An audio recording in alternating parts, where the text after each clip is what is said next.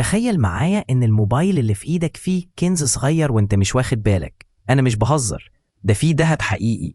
مش كده وبس، في كمان فضة ونيكل ومعادن تانية غالية. بس يا ترى ليه بيحطوا الحاجات دي جوه الموبايل؟ خليني أقول لك الحكاية من أولها. أول ما الشركات بتصمم الموبايل بيفكروا في حاجتين مهمين: الأداء العالي والعمر الطويل. وهنا بيجي دور الدهب. الدهب موصل ممتاز للكهرباء وبيقاوم الصدأ والتآكل، وده معناه إن الإشارات بين مكونات الموبايل هتفضل نقية وسريعة. عشان كده بيستخدموا الدهب في أماكن حساسة زي الوصلات الصغيرة والمفاتيح الداخلية. بس مش الدهب لوحده اللي في اللعبة، الفضة كمان موجودة وبكثرة. الفضة كمان موصلة للكهرباء لكن أرخص شوية من الدهب، وبيستخدموها في الدوائر الإلكترونية والأسلاك. أما النيكل فالنيكل بيستخدموه كطبقة حماية، يعني بيغلفوا بيه أجزاء معدنية عشان يمنع الصدأ ويحافظ على الموبايل يشتغل سنين. طيب كل ده جميل، بس الكميات قد إيه؟ الموضوع مش إنك هتفتح موبايل وتلاقي سبايك دهب، لأ، ده بيكون في صورة طبقات رفيعة جدا لدرجة إنك محتاج آلاف الموبايلات عشان تجمع جرامات قليلة من الدهب.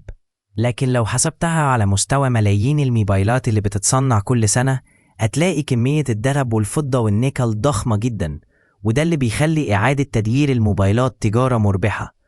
شركات كتير في العالم بقت بتجمع الموبايلات القديمة وتفككها وتستخرج المعادن الثمينة منها، وفي أرقام هتصدمك. تخيل إن في سنة واحدة بس العالم بيستهلك أكتر من 1.5 مليار موبايل جديد. تفتكر كل الموبايلات القديمة دي بتروح فين؟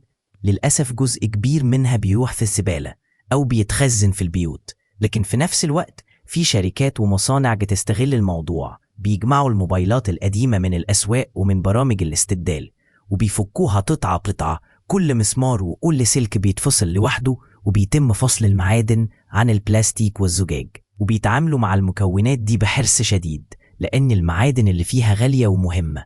الذهب بيتم إذابته وفصله باستخدام مواد كيميائية خاصة، الفضة نفس القصة. أما النيكل فبيطلع من بعض الأجزاء المعدنية المغطية للمكونات.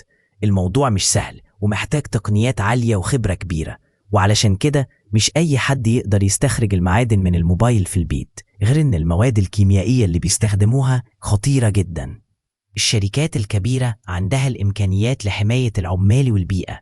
الموضوع كمان مش مقتصر على الموبايلات، اللابتوبات، التابلت، حتى الأجهزة الإلكترونية الكبيرة زي الشاشات والريسيفرات كلها فيها نفس المعادن الثمينة دي بنسب مختلفة. وده معناه إن المخلفات الإلكترونية كنز حرفياً. لكن للأسف ناس كتير مش بتعرف ده، وبيفتكروا إن الموبايل القديم خلاص ملوش قيمة، وده أكبر غلط. كل قطعة صغيرة جواه ممكن تكون جزء من جرام ذهب أو فضة أو نيكل، ولما تجمع آلاف القطع دي مع بعض هتلاقي نفسك قدام ثروة. في دراسة بتقول إن طن واحد من الموبايلات القديمة ممكن يطلع ذهب أكتر من اللي بيطلع من طن خام من المناجم. تخيل الفرق. يعني بدل ما نحفر في الجبال ونكسر صخور ونصرف ملايين، ممكن نستخرج نفس الكمية من المخلفات اللي حوالينا، وده كمان أوفر وأنضف للبيئة، لأن التعدين بيأذي الأرض وبيستهلك مياه وطاقة بشكل كبير. أما إعادة التدوير فبتوفر كل ده وبيطلع لك نفس المعادن النقية اللي ممكن تستخدمها تاني. الذهب اللي بيطلع من الموبايلات بيرجع يدخل في صناعة موبايلات جديدة أو أجهزة تانية، والفضة برضو بيستخدموها في الإلكترونيات أو الصناعات الطبية. أما النيكل فممكن يدخل في صناعة بطاريات وأجزاء ميكانيكية، وده بيخلي الموبايل القديم مش مجرد جهاز مستهلك، لكن مخزن صغير لموارد غالية. ولو بصينا على الأرقام هنلاقي إن العالم بيرمي ملايين الأطنان من المخلفات الإلكترونية كل سنة، ومعظمها بينتهي في مقالب القمامة. والكارثة إن المعادن دي بتاخد سنين طويلة جدا عشان تتحلل، وفي الوقت ده ممكن تلوث التربة والمياه. عشان كده إعادة التدوير مش رفاهية، دي ضرورة، ومش بس عشان نستفيد من المعادن، لكن كمان عشان نحافظ على البيئة ونقلل التلوث. وفي دول كتير بقت بتحط قوانين تلزم الشركات إنها تجمع الأجهزة القديمة من العملاء وتعيد تدويرها بشكل آمن، ودي خطوة مهمة جدا للمستقبل.